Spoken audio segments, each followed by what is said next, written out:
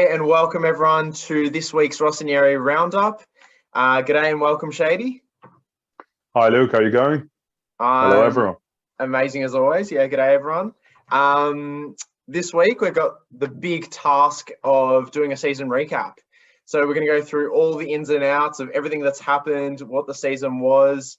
We'll start off with a bit of the league recap, and then we'll go on to the Europa and Coppa Italia.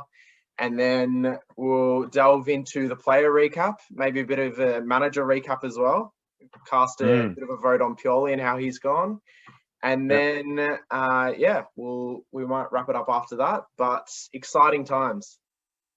Oh, 100%. What a season we've had, huh? By any measure, it was a great season, and be good to dive into it all.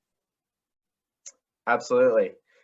So, the league, before we say anything, if we had to put a kind of letter grade on it, what would you rate our season?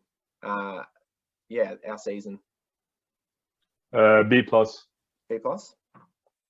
Okay, for me, I think going into the season, our goal was to make Champions League top 4. And I think we got that. We finished second. So I'm going to give us an A, not an A+. I think that winning the league would have been A+, but I think exactly. If you're looking at it from the point of view of where we came from and what we were expecting, I think an A for me is pretty suitable. Yeah, that's good. Yeah. I'm actually, I'm trying to remember our predictions. Let's get that for the next one, Luke. Our preseason predictions for our position. Yeah. I think I said we would end up third, and we've actually surpassed that. We're in second. I'm not sure, and I don't remember what you said. I think I said third or fourth, and I think the consensus between us all was that it was going to be a battle for third and fourth, or to get in. I think everyone was pretty certain that Inter would do well and Juve would do well. Juve kind of surprised us a little bit, but I think we ended up doing better than what we all predicted. Yeah, 100%. Yeah, we should dig that up. We'll definitely dig that up for the next one. I think Taylor was the only one who predicted we'd win the Scudetto, and he seemed to be right until Feb. Yeah. But sadly, we kind of dropped off. Yeah.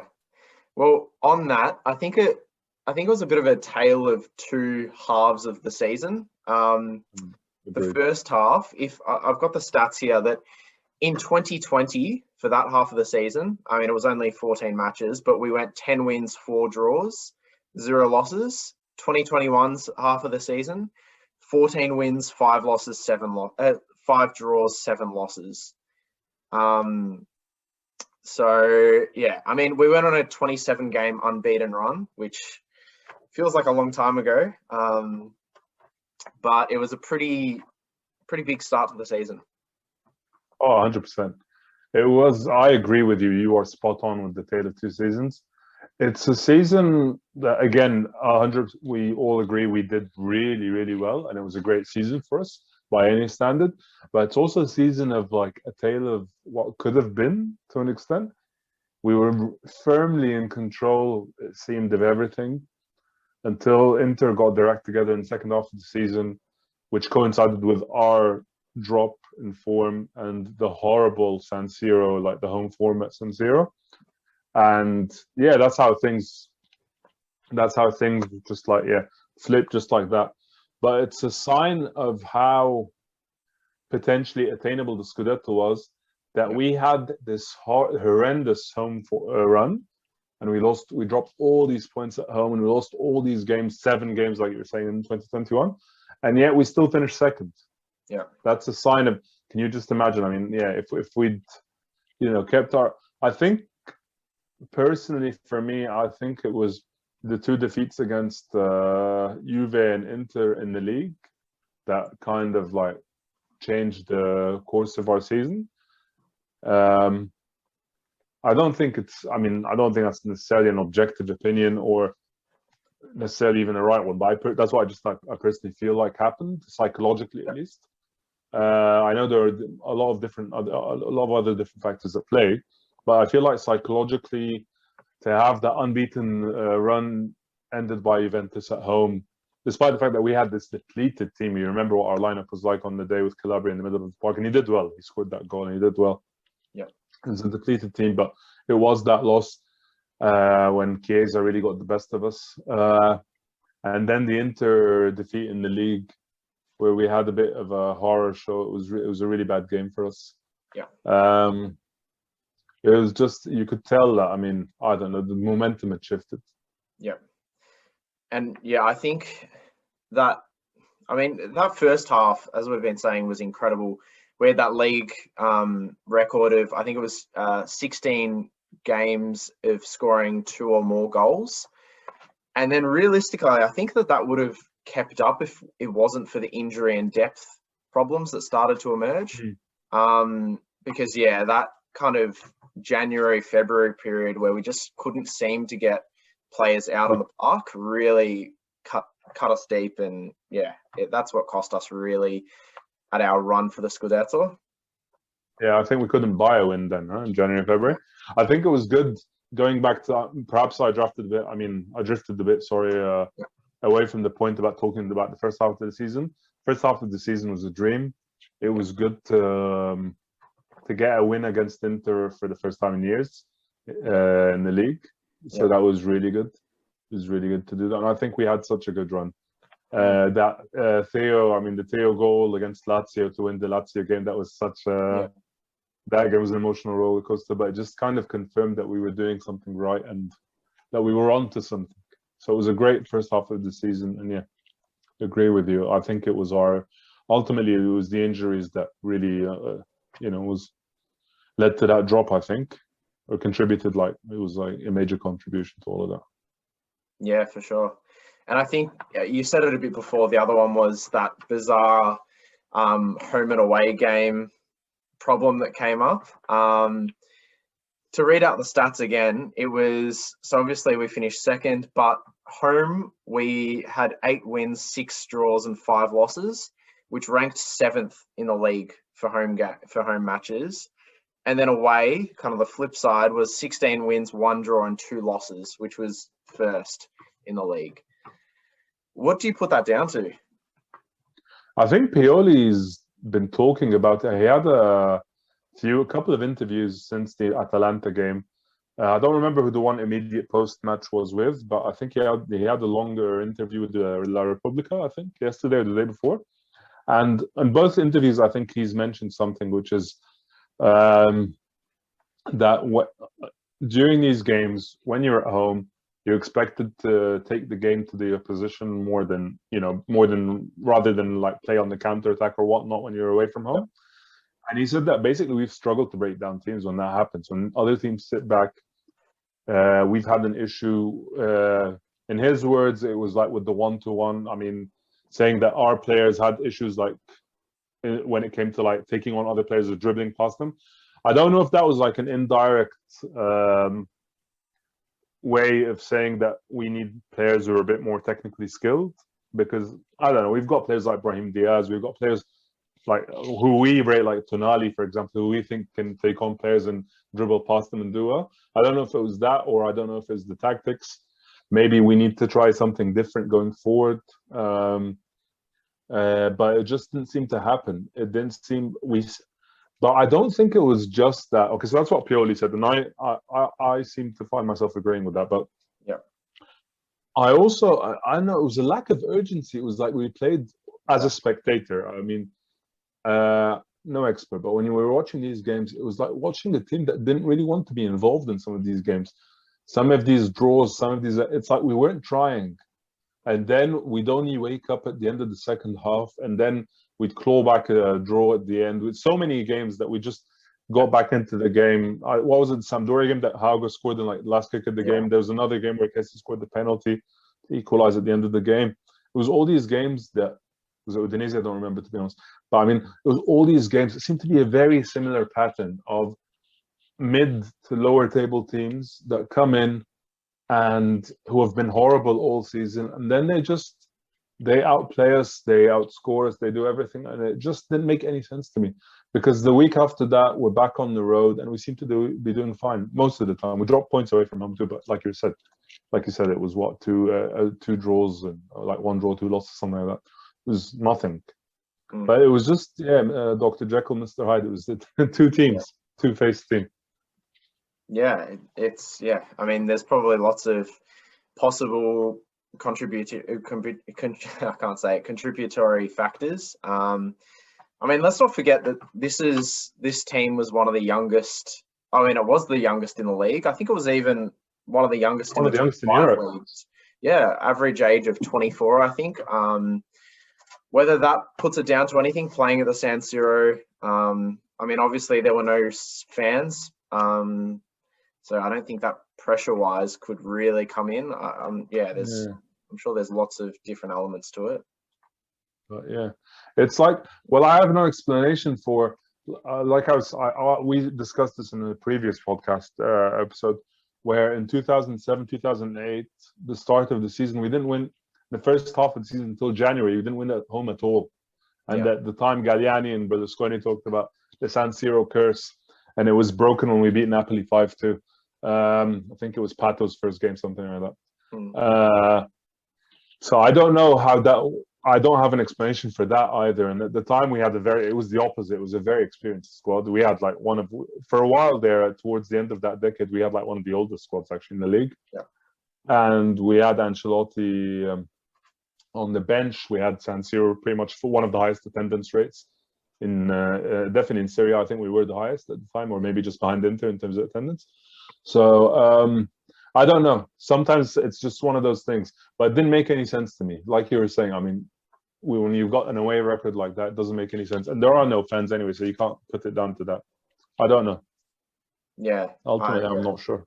Unexplained. But I think definitely that kind of goes down as one of the slight negatives of the season. Definitely. That's why I couldn't give them an A. Yeah. What do you think of the big positives coming out of the season? If you had to kind of nail it down to a couple of points. Big game mentality.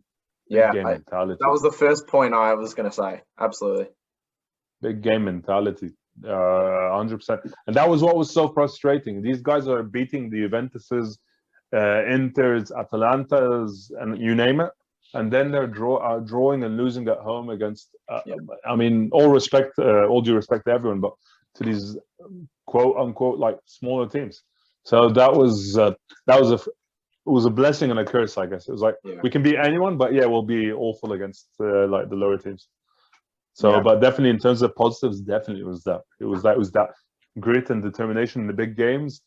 Yeah. We had, as you know, better than anyone else, definitely better than I do, that up till last season, we had the awful record against the big, like 5 or 6 teams in Italy. We had an awful record for the few seasons before that during our banter era. Yeah.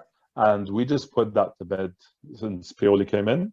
After that 5-0 defeat to Atalanta, since that, we've done very, very well against the top teams. And some big ones like beating Juve at home. Well, I think we beat them for the first time at the new stadium. Yeah, first time in the new stadium, and the first time since the 2011 season when Gattuso scored the 1-0. Yeah, so some big things like that. The Inter win. And then, just some pretty consistent good performances against big teams. The Atalanta 2-0 win obviously was huge as well. So, I think definitely that mentality. We spoke about it probably towards the back end of that unbeaten streak of how the team was coming together and becoming that team of champions that you need to have overall success. I don't know if I'd still categorize them as a team of champions. Probably not.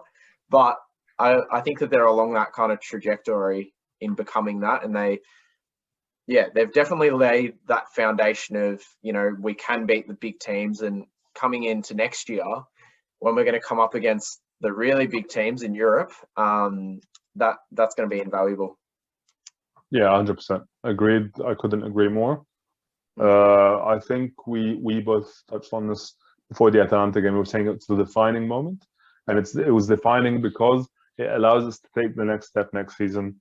Yeah. We can go on and build on this. We don't have to build that foundation now. We've proven that this is where we belong. We've put in the hard work, the groundwork, and now it's time to take that next step. Not Yeah. champions yet, but definitely the potential to be champions. And we've definitely shown that we can beat anyone, including the current champions. Yeah, for sure. And I think in terms of, I mean, we won't completely delve into the players yet, but I think in terms of the player setup, I think the defense really proved themselves this season. And from my point of view, they were probably the reason why we ended up in the top four. Just that consistently good back four that we had. Teo and Calabria really proved themselves on the two wings. And I mean, I don't know if there's a better pair on both sides at a club in the Serie A. I wouldn't think so. And then, whoever the middle two, Kier or Tomori, or, I mean, Romagnoli, not the best season, but even Gabbia proved himself there. Yeah, exactly. So I think whoever Kalulu, when he came in, he was good. Yeah, exactly. Yeah. And then I think also Benacer and Kessie had stellar seasons. Yeah, 100%. So I think that core foundation, mixed in with obviously Donnarumma, we'll get into it later. Yeah. I think that core foundation really laid the stepping stones to a pretty good season. Yeah. But anyway, should we go on to the Europa? Yeah, let's go for it. Yeah. What did you make of it? Yeah, I think I kind of forgot how much we put into it, to be honest. I forgot that we came from the second qualifying round against Shamrock Rovers. And then where did we go? We had who did we the Norwegian team, Bodo Glimt, in the third qualifying round. Yeah. That was Rio Ave after that. Yeah, that was a big. The it group was an stage, ordeal. Rio Ave scandal, not scandal, saga. So that was a playoff round. It wasn't an easy. That was a fair thing that we. That was a lot of added games. Yeah, exactly. Kind of forgotten. The Rio Ave. That was the penalty shootout, wasn't it? That was the penalty shootout. Yeah, crazy. 9-8 or something. So I think overall, I think it was a good thing for the club. Obviously, we didn't get overly far. What we went out against Manchester United in the round of 16, but even then, we didn't embarrass ourselves against Manchester United. No, we put it to them, and so and I think at the end of the day, if we had have stayed around in the Europa much longer, it would have probably affected our league performance. So, from my point of view, it kind of went where we wanted. Yeah, I'd agree. I think it gave the lads some good European exposure, and like you were saying, we were playing it was almost like we were playing I don't know, from it was a team from Luxembourg or something trying to qualify. Yeah? We were European minnows, and now you compare that with this season straight to the Champions League group stage. So, which is good, but it's. I think it was a good experience overall. I think it gave a lot of players a good run, and I think that was positive. The way we went out against United was unfortunate because I think that Kessie goal that was called off. I mean, I think that was debatable. And then the way the players just let the Pogba and just hang on to the ball in our area, it was just left a bitter taste in my mouth. I think that we could have done better there. Yeah. That being said, like you were saying, I think we've got no reason to be ashamed of all of our participation. We did well. It was just a couple of calls if they'd gone either way, or a couple of judgment calls by the players if they'd made better calls, we would have been through. So yeah, I think we got the necessary experience, and I think due to our perpetual injury crisis this season, I think it would have affected the squad in terms of depth and in terms of personnel available for the league, for the closing few games of the league. So I'm glad we did what we did. Proud of what we did overall. Yeah, I agree. And we got to see a few players be introduced. I was kind of hoping for a little bit more introduction of even younger players. I think there are a few people calling for Pioli to throw in younger players a bit more than he did in the Europa League. But let's not forget we got Hargo out of it in that game, which was, I liked kind of Maldini management style that we saw, and we liked him, we got him. And it all happened within a few days, it seemed. I don't know whether they were tracking. Yeah, it was really quick. And the other thing was, it was probably the moment when we all started to question what was going to happen with this team and think that maybe something could happen with depth. Was that Lille match, the 3-0 loss in late November or early December? Yeah, it was towards the end. Like that. The one that it was like the first hiccup that we hit when it was kind of questioning whether. Yeah, and we brushed it off at that time, but it was a sign of things to come in terms of depth. Agreed. Yeah. But anyway, I think consensus is that it was pretty good. Yeah. So Coppa Italia, not really much to say. We made it through that round of 16, the Torino shoot-off, 0-0, 5-4 on penalties, and then Inter got us in the quarter. So yeah, not too much. I think Ibra could have done better not to get sent off in that game. And then after it happened, the whole team kind of sat back, and I think we talked about it at the time back then. That second half, you could just see Inter scoring at any point.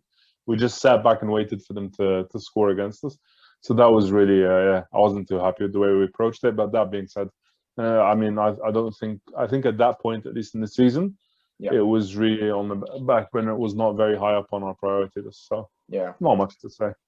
And it was kind of that stage of the season when we were struggling with depth. But remember, in the Europa, we were just drawing every game and just kind of scraping across the line. Mm-hmm.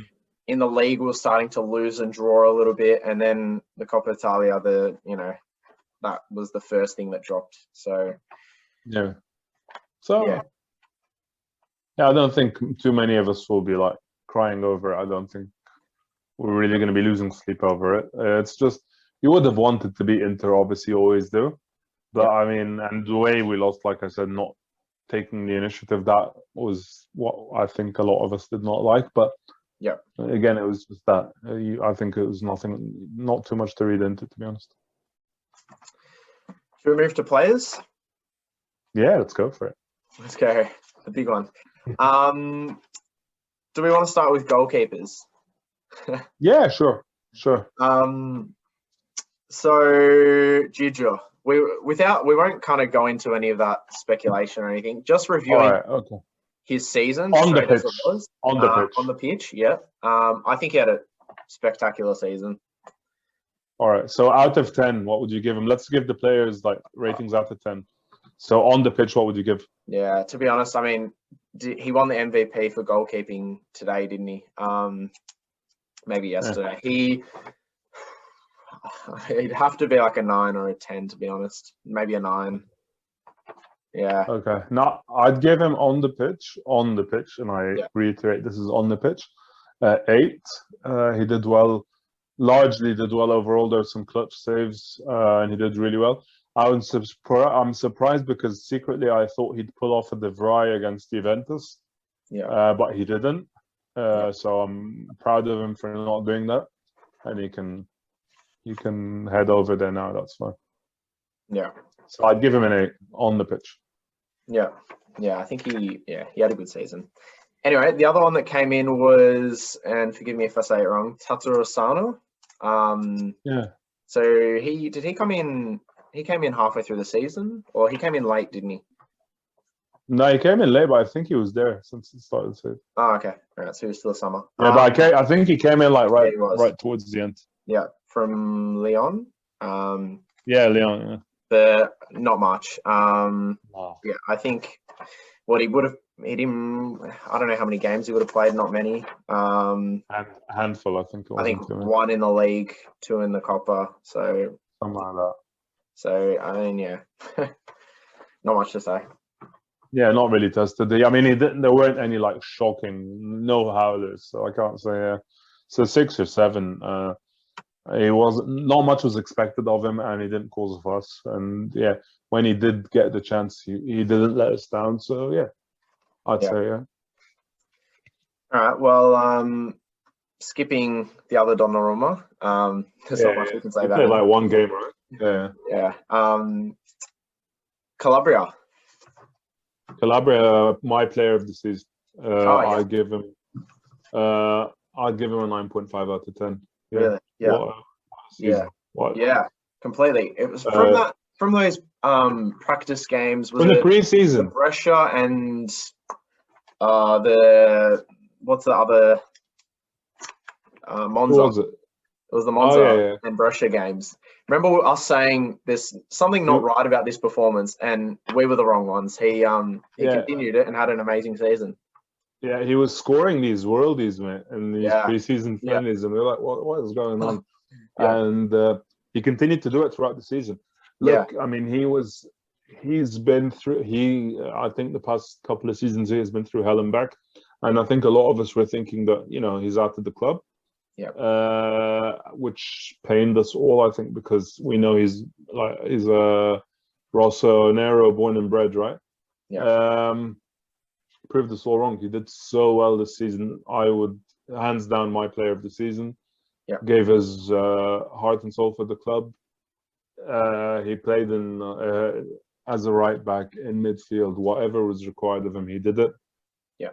Yeah, showing the grinta, the love for the club, on and off the pitch. Donnarumma, on and off the pitch. Yeah. Yeah.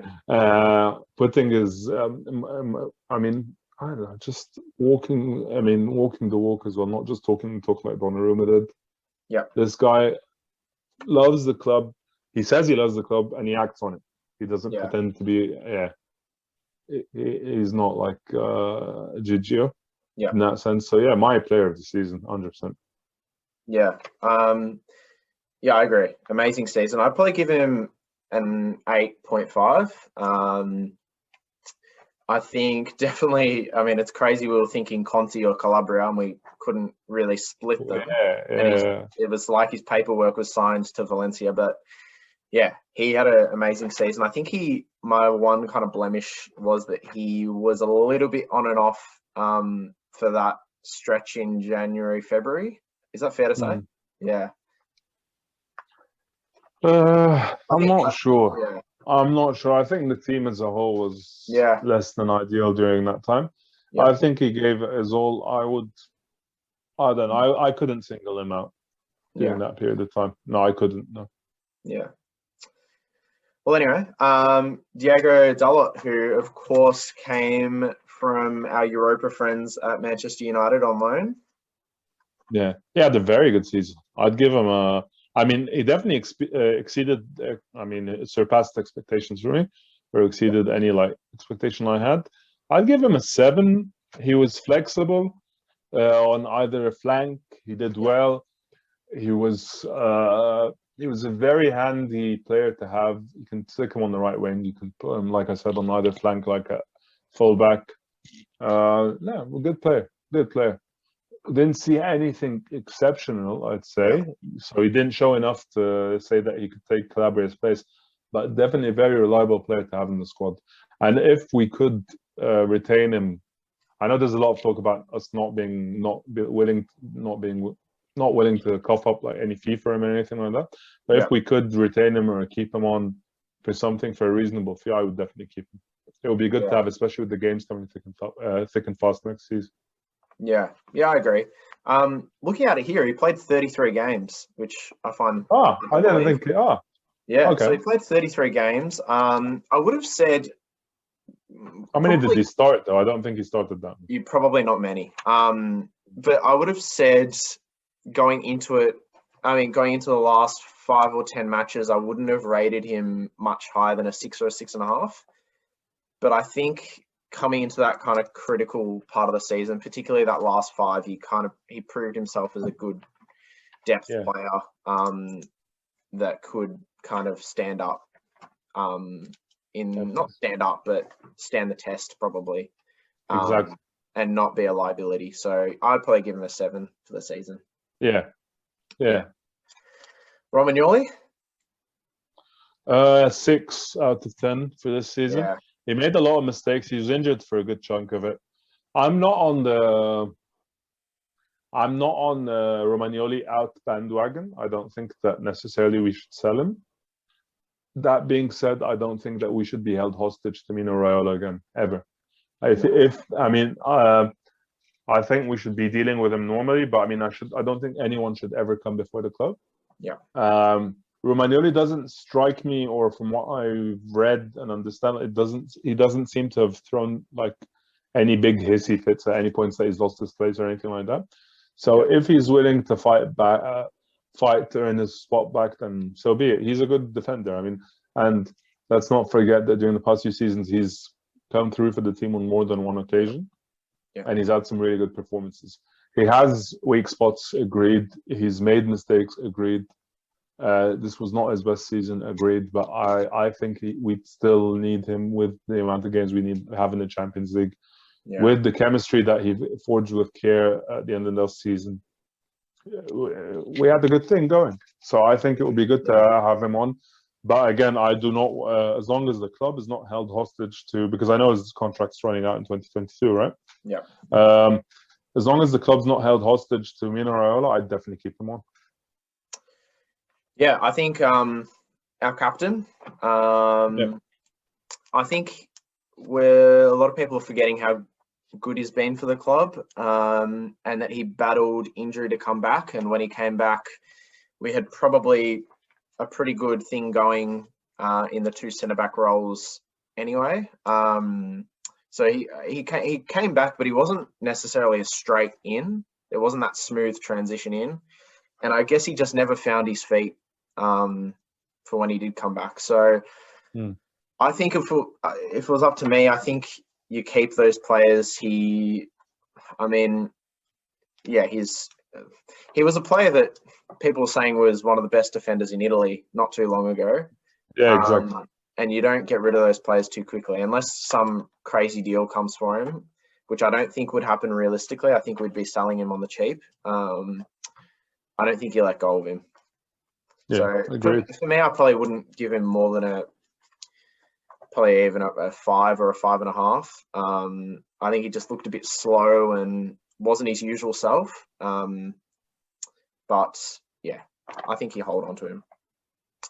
Definitely. Tomori, 8.5. What a season. Yeah. What a season. Talk about a loan gone good, not gone bad. Well, we brought him in as like backup, and because of our injuries, he was thrown right into the mix, and he seemed. I think the collective feedback or the collective opinion on him from his first appearance was, this guy looks good. Yeah. And he's just proven it. He's handled himself really well. There were a few times where, the Roma game where he got just dribbled like really easy. There were a few occasions, but let's think about it this way: you're a defender who plays in the Premier League, which is known for the quality of defenders in the Premier League is generally not that high. So to be thrown into Serie A, which is like it's like a baptism of fire really for any defender. So for him to be able to prove himself in that respect, no, he's done really well. I'm really happy to be hearing that we're on the verge of sorting something out with Chelsea. I think it's about spreading out the payments or something like that. Yeah. But in principle, I think we're all agreed that both Milan and Chelsea are agreed on us buying him on a permanent deal, which is great. Yeah, I think he had a great season. Yeah, I agree. I'd probably give him an 8.5. Came in absolutely necessary. Helped shore up the defense. That goal against Juventus speaks for itself. We almost killed him, got him, but they snuck back. So yeah, he had probably 1 or 2 games, that Roma game, where he kind of showed a bit of weakness. But for an English player to come straight in to an Italian club and do that well, it's pretty much been unheard of for the last 10 years. I don't know. I can't think of too many other English players doing well in Italy for a while. So yeah, I mean, definitely, certainly a pass. And yeah, good job to Maldini. Theo. Theo, very good.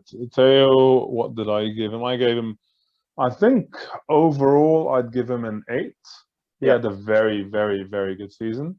Definitely improved this season defensively. There were a few games where was not ideal, but correct me if I'm wrong. He was playing.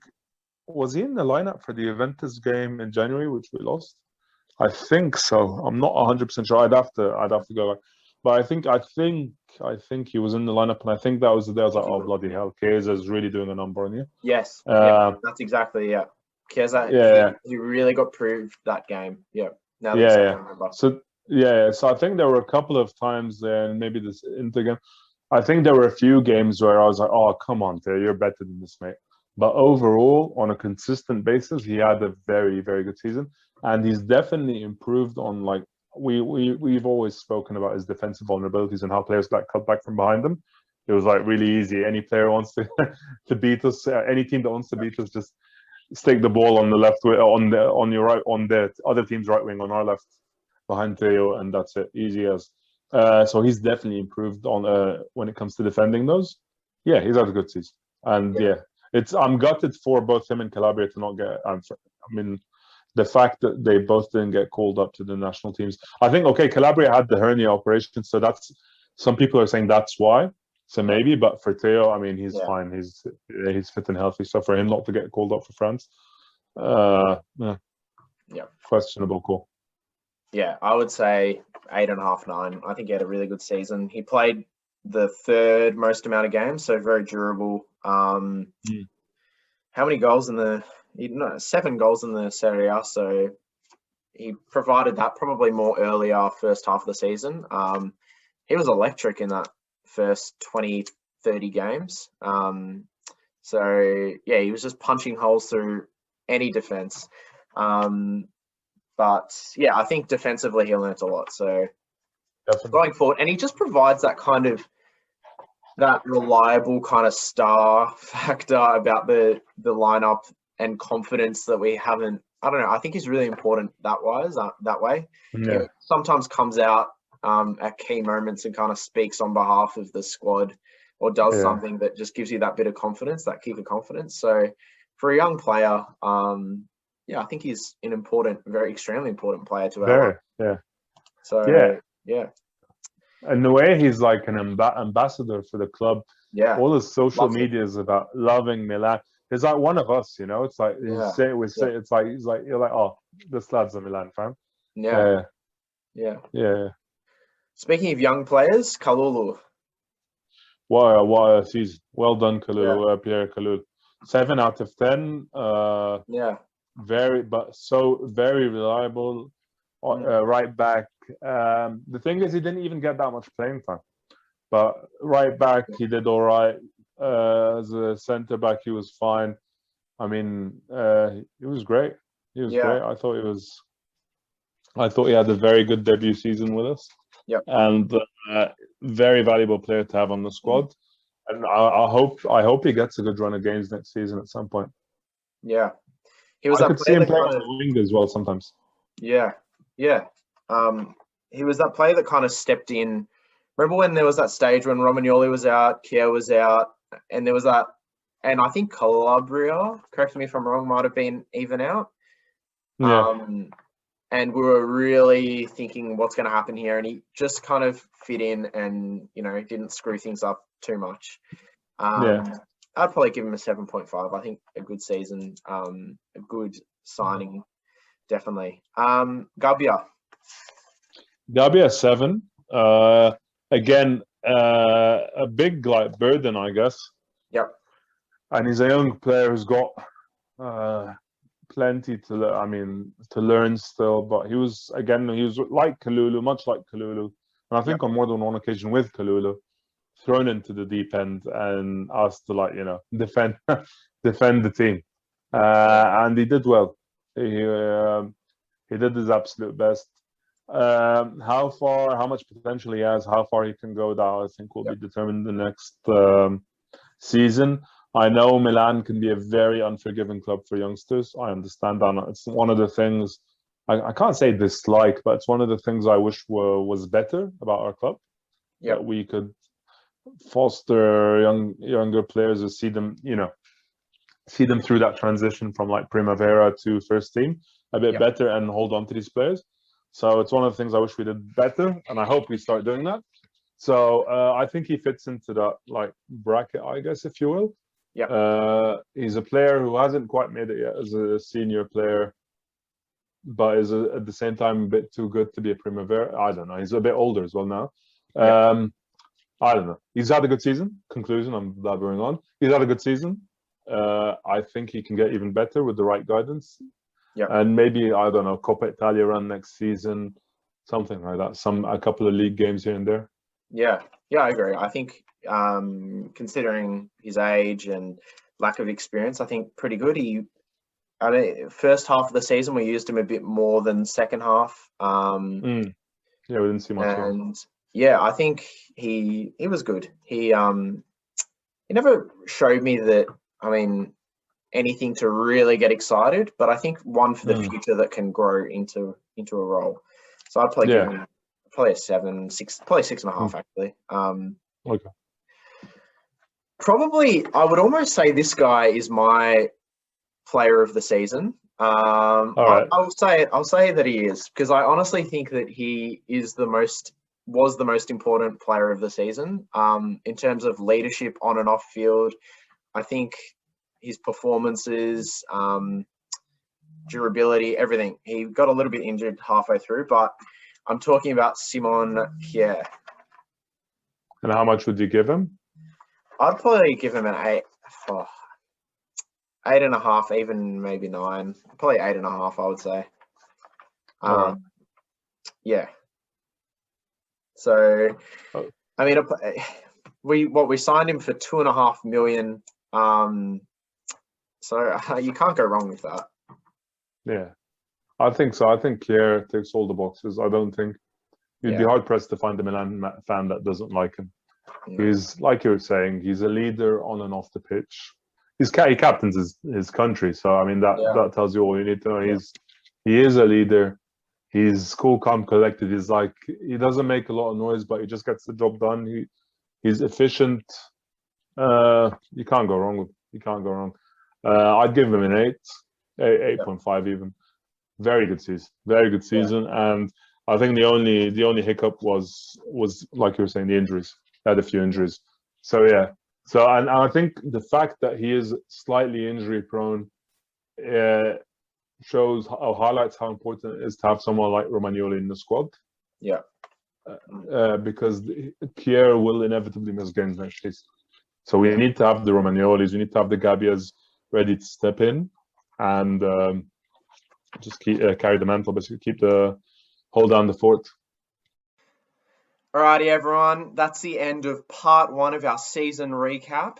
Obviously, today we've spoken about the Serie A, Europa League, and Coppa Italia competitions, and also then gone on to our goalkeeper and defender player reviews. Now, next week, we're going to go on to finish our player reviews and speak about our midfielders and forwards. We'll see what Shady has to say about that next week. And then we'll follow on to talk about Pioli and what we think of him this season. And finally, Maldini and all of his, everything he's done this season and rate his performance. So stay tuned for that. Keep a lookout. As always, like, follow, subscribe, do all those things. Visit our website, check out everything that's been put up there of late. And as always, Forza Milan, and see you next week.